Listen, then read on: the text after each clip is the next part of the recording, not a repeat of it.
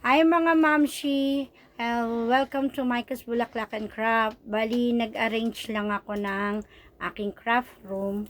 Bali, yon maglilinis lang po.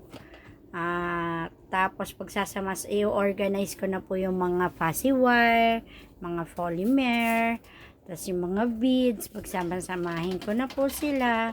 Kasi yung last year po, kasing nahilo po talaga ako kung saan ko kukunin yung mga item or mga product ko.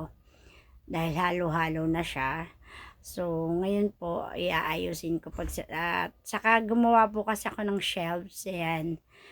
Yung galing po yan sa nasira kasi yung cabinet ko. So, kinuha ko lang yung plywood niya. So, yun. Tapos, nilagyan ko lang po siya ng yan, yung L. Tapos dyan, lahat po yan yung sinagsama-sama ko po dyan yung lahat ng puzzle wire.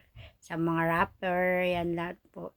Tapos mga ribbon, pinag-organize ko po, sinama-sama ko na rin po. Tapos ito yung mga puzzle wire, yan yung aking ginawa.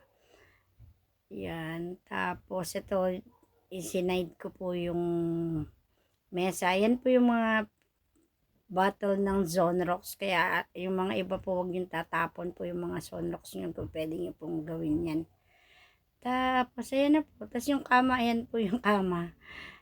Sinide ko na siya. Tapos, syempre, dito sa aking workplace, hindi pwedeng mawawala ng altar. Kasi, dyan pa rin po tayo kumukuha ng lakas kay Jesus Christ.